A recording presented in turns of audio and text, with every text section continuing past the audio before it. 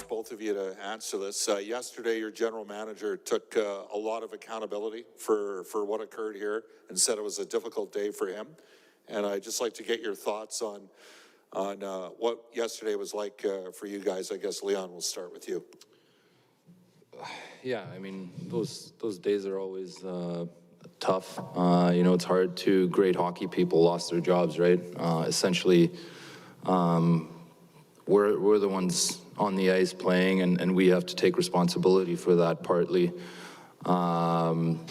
You know, I think we've had some good years under both of them. We've taken strides. Obviously, this year it's been too much of an up and down, but they've helped us a lot, kind of guiding back on track. And you know, so from my part, you know, I can really only say thank you to both of them.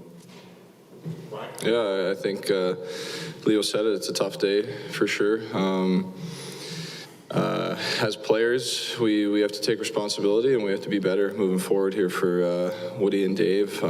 Obviously, Tip and Jimmy have been here for a while now, so you build relationships on and off the ice, and I think they did a lot of good for us. And like Leo said, I mean, it's just been too much of an up and down season for us as players, and so those are hard days. And I mean, we're excited to have Woody, obviously, and Dave, and got to push forward here and be better for them. All right, well, Ryan, we'll start with you with the second question then. You've different dynamic this time with Jay. You've been, you've worked with Jay before. Just a thought on maybe the energy level that the guys have with this new tandem coming in.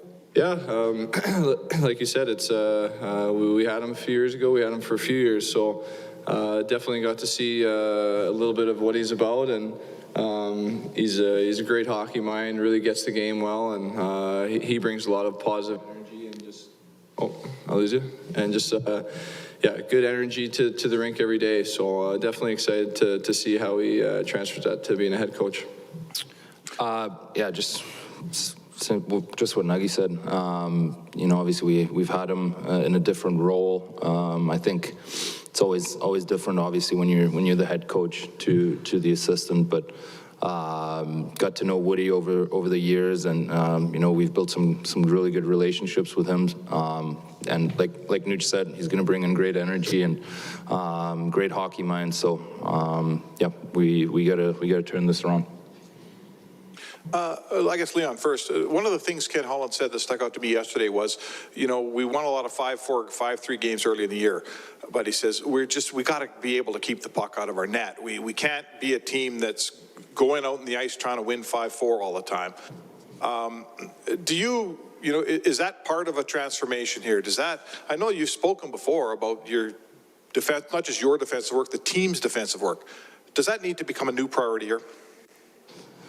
Well, to begin with, it's not like we go into games predicting that we're going to win 5-4. That's not the mindset that we have. I think sometimes when the ball gets rolling a little bit, we tend to sit back a little bit instead of, you know, really tighten it up and really focus on the little things.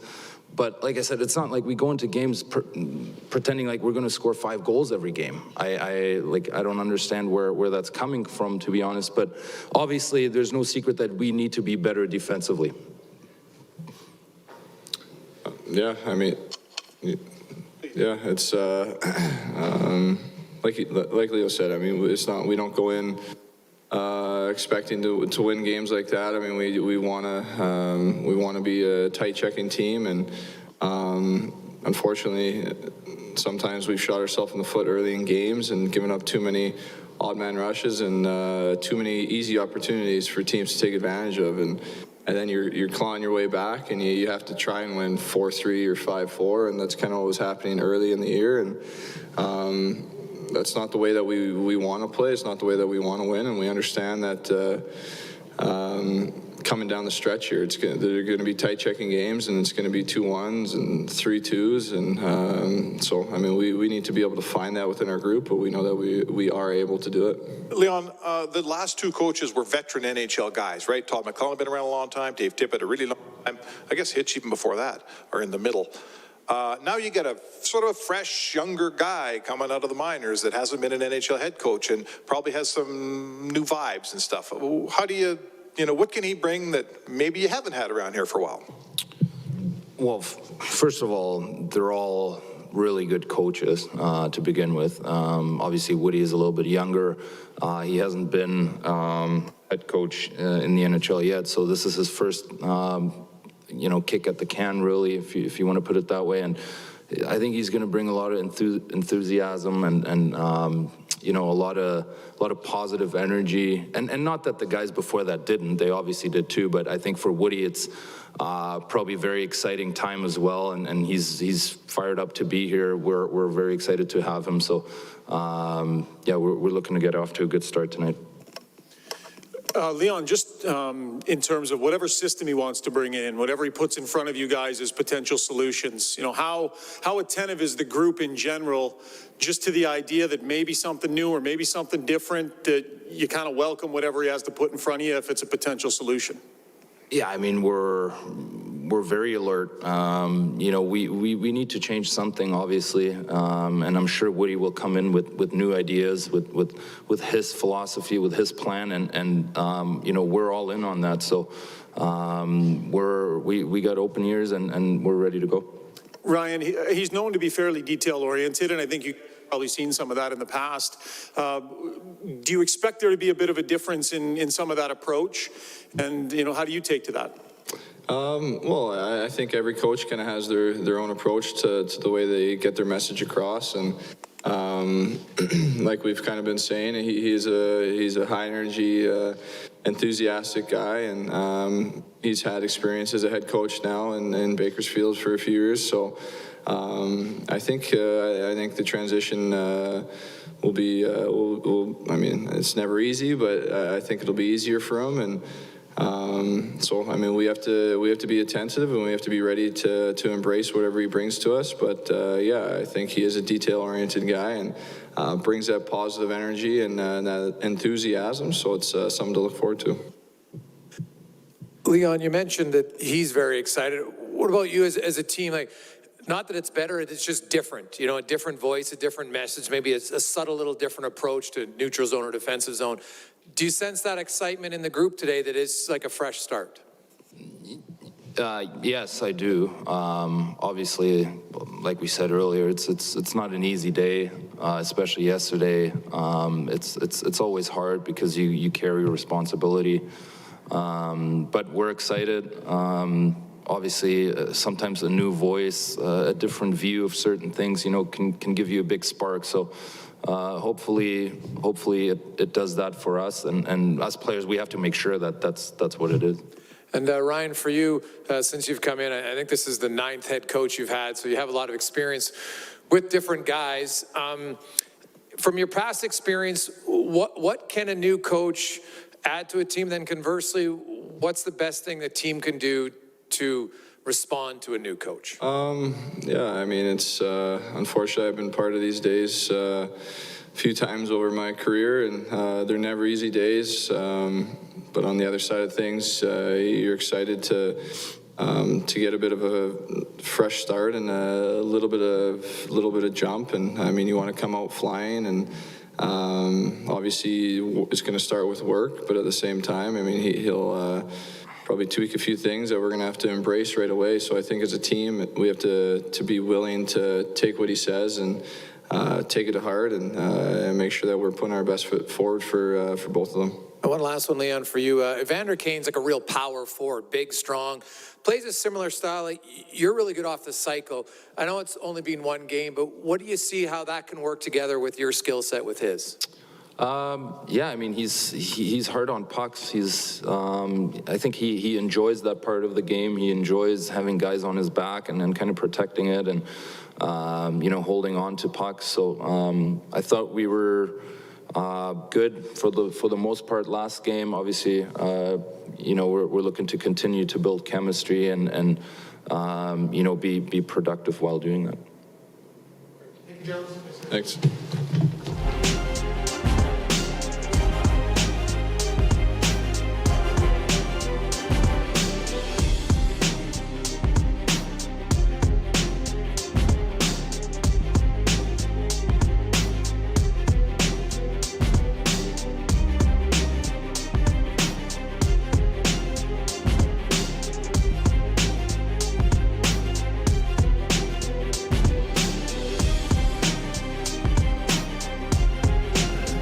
Connor, can you just talk about, obviously, disappointing, I guess disappointing is the word yesterday, kind of how yesterday it is, disappointment, and then the difference in today where it's a new start and you got a coach who's very excited to coach his first NHL game, kind of the different of emotions you've had in the last 24 hours. Yeah, it's never fun to go through a coaching change, obviously. You know, Tip's a guy that, you know, we liked a lot in that room, and, you know, he put everything he had into it, and, you know, just was time to make a change, I guess. You know, and, you know, really appreciate all of his time and effort, and, you know, excited to bring Woody back. And, you know, he's a guy that we know a little bit, and he's had a lot of success in the American League and has a little bit of a relationship with some of the guys. So looking forward to working with him.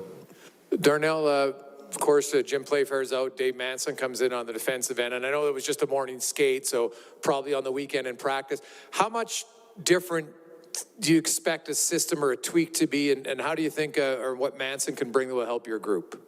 Yeah, obviously, they had a lot of success down in Bakersfield, so looking forward to implementing that system. We haven't got much into it because it's a game day, so looking forward to that. Over here, guys. In a situation like this, I imagine the players will take stock and look at their role and things. And there's some deficiencies in the roster, and it wasn't all coaching.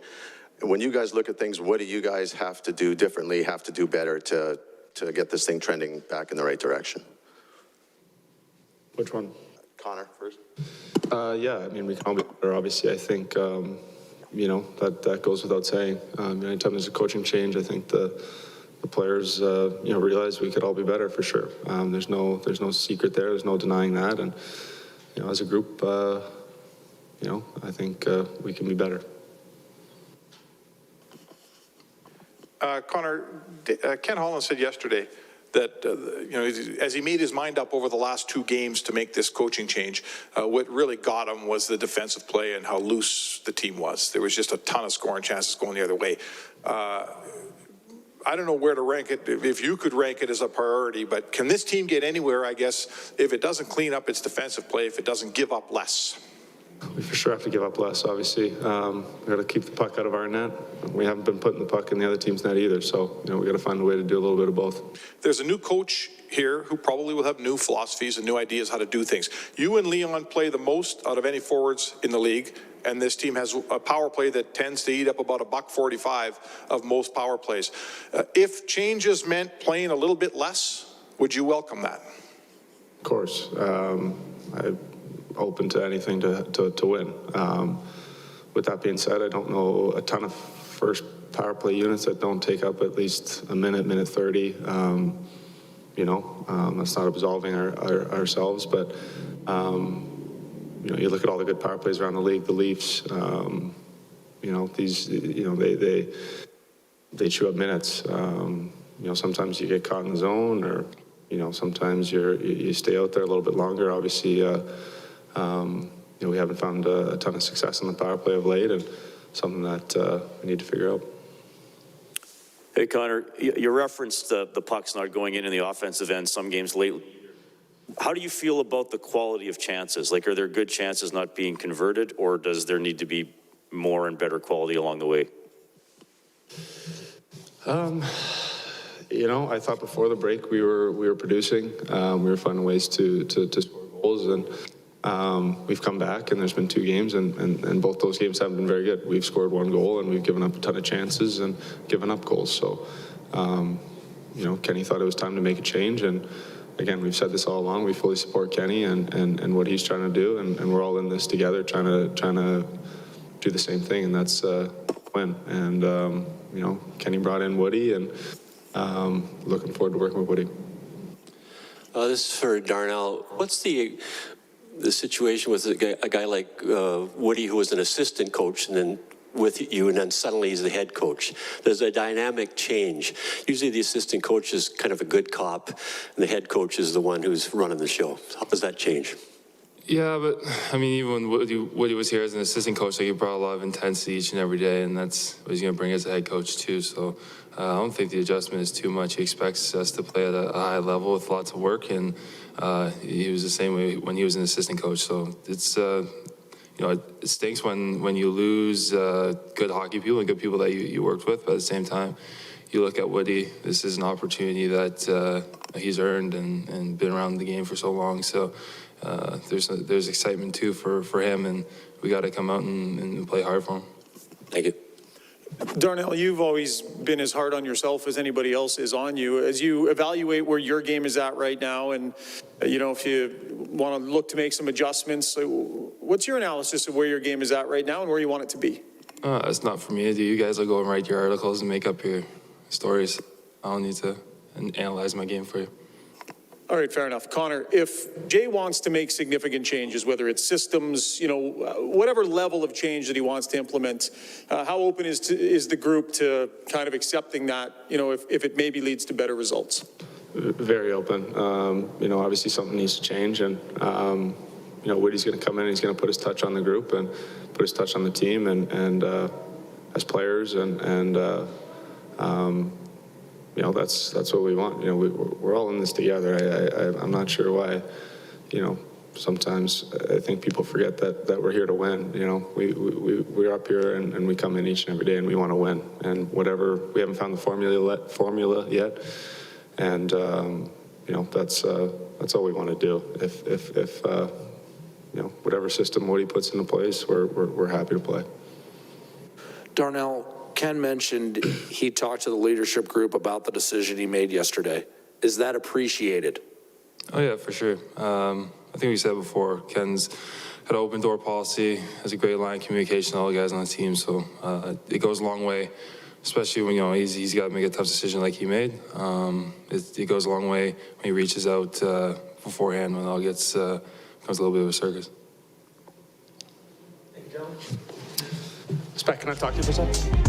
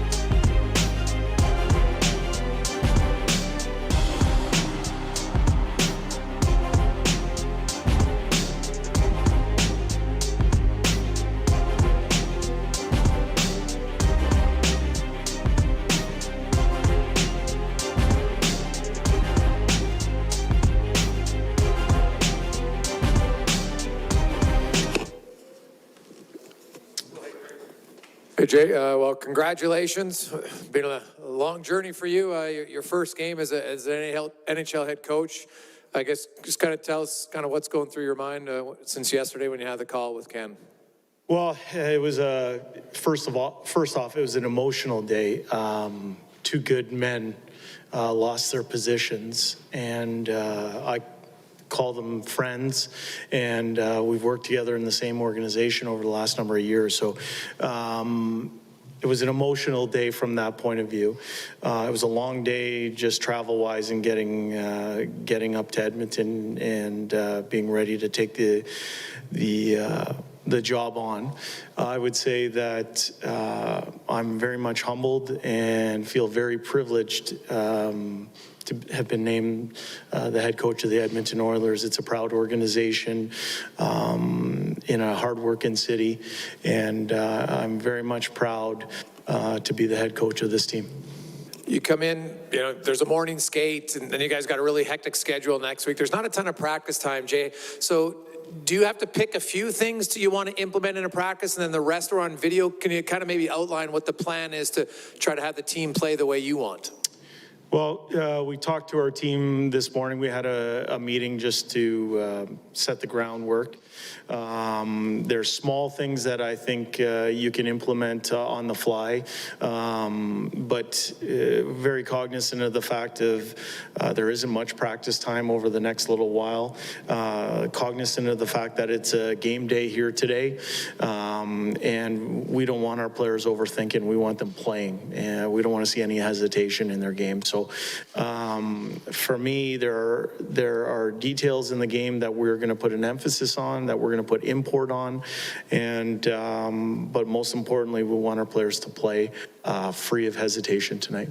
You mentioned the last few years when I talked to you in Bakersfield how there's the X and O factor of head coaching, and then there's the personality factor and the communication. How much of an advantage is it that you've coached some of the guys in Bakersfield, but you're also an assistant coach with Nuge and Draisaitl and Connor and the rest of them? Does that make it a little easier that, there's not as many personalities that you necessarily have to get to know right away? Well, I think certainly there is familiarity, and different people have relationships with myself in different fashions. The leadership group you mentioned from up here knew me as an assistant coach a few years ago. Some of the kids that you mentioned only know me as the head coach that was down in Bakersfield, California. So they know me in different ways. I think the familiarity aspect of things means that you feel comfortable in one another's presence.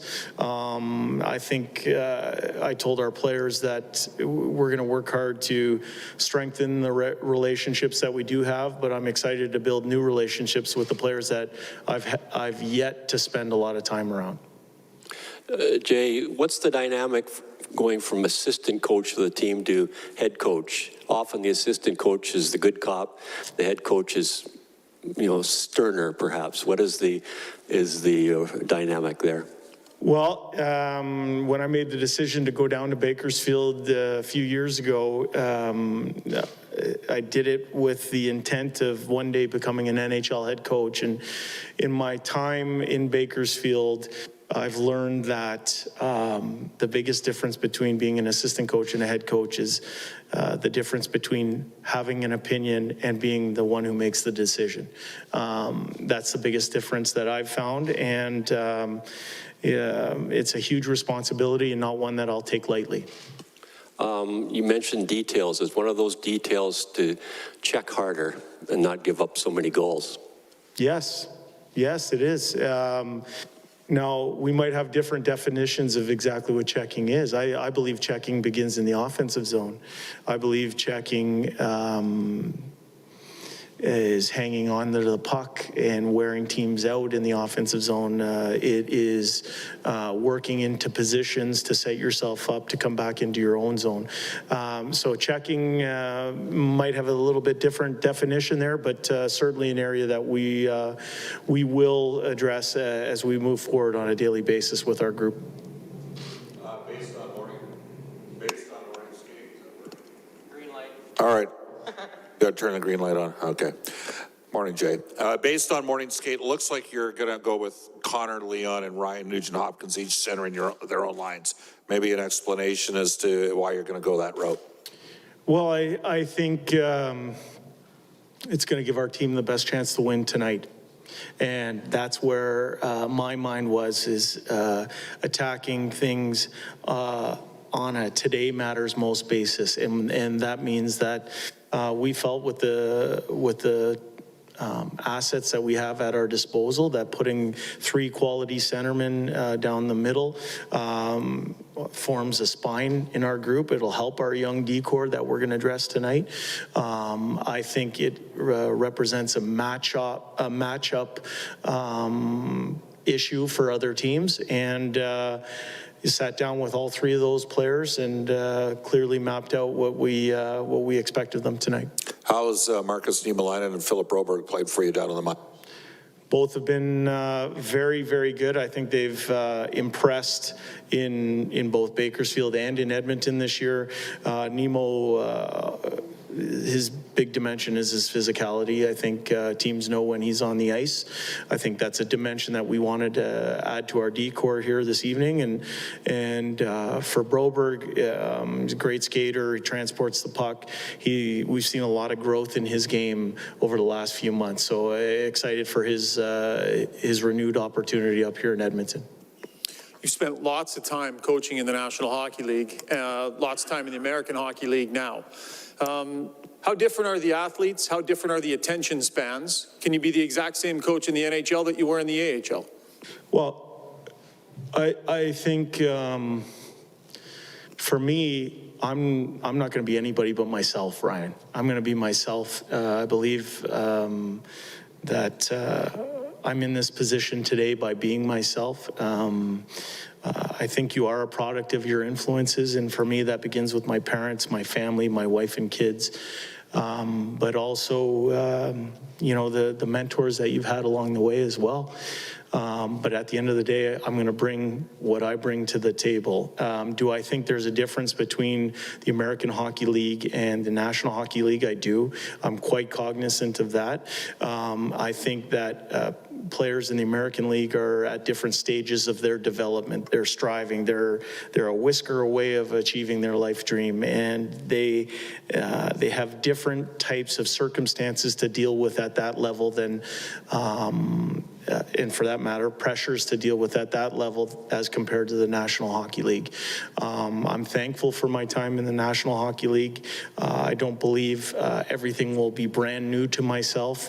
And so I'm excited about bringing some of the lessons that I learned as a head coach in Bakersfield up here to Edmonton. This particular group's been through quite the year. They were on a real high early, and I think probably as a group felt like they were coming out of the disappointment of the previous years. Then it really, really fell off. Just a 180 for the group. And that was a pretty big emotional swing for them. I don't necessarily expect you have an answer to this, but I know you're watching from afar. Yeah. How big a part of, diagnosing and fixing some of the confidence issues and the group believing in itself, and how big a piece of that do you think this project will be for you? Well, I think as coaches, and specifically for Dave and I coming into this coaching staff, one thing we want to do is build trust with our players. I think trust leads to commitment, and committed players are far more productive than uncommitted players.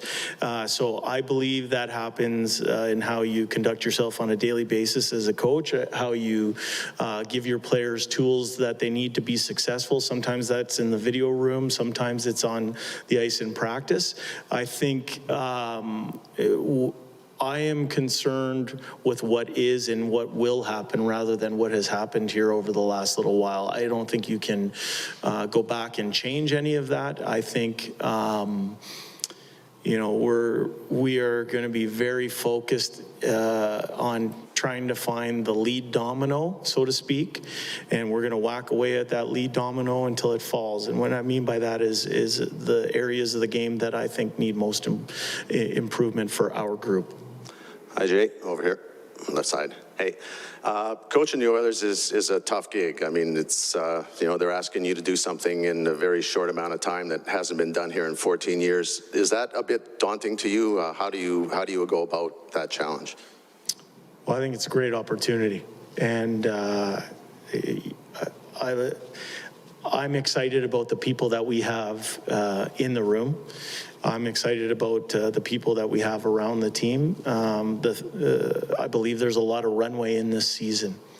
And, but saying that, I've asked our players to keep our picture small, to worry about today.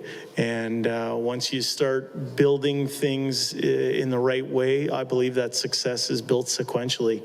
And so we're going to worry about taking care of today. And then once we've taken care of today, we'll move on to tomorrow. It is a challenge, but I'm excited for that challenge. This might be a question for, a couple of weeks down the road, because I'm not sure how closely you've been watching them from afar, but some of the issues that plague this team, are they some of the same ones that you saw when you were here before with Todd? I don't think, my focus and my concentration in Bakersfield was on the team that I was coaching. In the background, you're watching your parent club because you're invested in their success. You're invested in some of the guys that have moved up the food chain, so to speak. But I don't think it's fair for me to say that because I really wasn't in the fight for the first few months of the season. So, like I said, I'm not so much worried about what was. I'm concerned with taking care of the what is and what will happen going forward. I got two questions, Jay. Talk my board.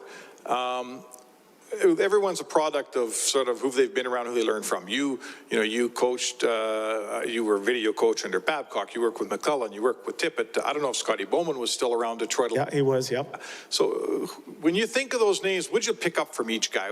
Can you give us a nugget of here and there how Jay Woodcroft became who he is today? I'll speak to the general, because I don't believe today is about Jay. I believe today is about the Edmonton Oilers and us trying to find a way to win a game tonight. But in general, I do believe you are a product of your influences. I've been around some great people, all of whom bring different characteristics to the table, and they've taught me collectively that there's not just one way to do it. They've taught me that in order to have success, you have to be comfortable in your own skin. You have to put the work in, and that's a message that we passed on to our players today. We will be open-minded, and we're going to commit ourselves to getting better every single day. So I don't know what your plan's going to be with your, how you're going to allot ice time and do your lines. We'll figure that out. You walk in as a coach who's never been a head coach to NHL into a room that has two mega superstars. Are you in a position, are you comfortable with telling those guys how their game has to change if you think that it has to change? I think in my experience, and I think I'm in my 17th or 18th year of professional coaching at different levels in different job titles, my experience tells me that the best players in the world want to be led. And that's what I'm here to do, is to try and help push these players forward and most importantly, help push the team forward. I think I began the press conference by saying how privileged and proud I am to be the head coach of the Edmonton Oilers. What I'm going to try and bring to the table is a work ethic and intensity about our team that this fan base and this community can rally behind and really be proud of. Just over here, sometimes it's best to get thrown in the in the water right away and then start swimming, I guess. And this is that type of situation where you didn't have a week or some time to work. Like if it happened during the All-Star break, you would have thought about it a lot. But this time they said, go out, coach, start. And is this a good situation that you play right away and kind of go from there? That's a good question. I don't have the luxury of picking between those two scenarios. This is the scenario that I find myself in, that Dave finds himself in, that we collectively as a team find ourselves in. For me, put a lot of time in to be ready for an opportunity. Spent last 4 years talking to our players in Bakersfield how important it was to take care of your daily process so that when you got tapped on the shoulder, you were ready for your moment. And I, as a coach and in this field or craft of coaching, put a lot of time in to be ready for this moment. And I'm excited about it. I'm bullish on our team. I have belief in this team. And we're serious about the job we want to get done here. Just one last one. Can you give me your thoughts on leaving Bakersfield and, and Chalk and what he's going to do there and what the city and the organization meant to you for the last few years? Well, what I really enjoyed about Bakersfield is that there's a lot of similarities between Edmonton and Bakersfield. I saw both communities as being filled with extremely hardworking people. There's a lot of oil and agriculture in both places.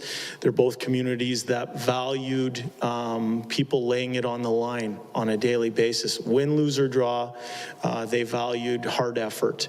And I believe that anything worthwhile in this world is achieved through hard effort. And, I know that fan base down there was real supportive. And, like I said, I wouldn't be standing up here today if I didn't have that experience down there. So I wish Colin, Noah, and Sylvain and Keith nothing but the best. I know they're going to do a great job. They're in a good spot.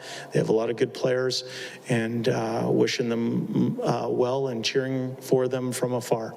Jay, I know you've been working toward this goal for quite a long time, and dating back to 2005, becoming a video coach. What would you say to yourself 17 years ago that getting this opportunity? Yeah, and again, this is not about Jay today, and it's about our team and trying to win the game tonight. But for me, I don't believe in setting limits on your own potential. And it's a core belief of mine that if you work at something and you're dedicated and you're fueled with passion and purpose, that you're only limited by the limits you set on yourself. And, I've been around a lot of really good people, going back to Spec's question there, who have invested a lot of time in me. And, I'm excited about this opportunity. And Ken Holland said yesterday that he thinks you're ready for this opportunity. I would imagine you feel the same.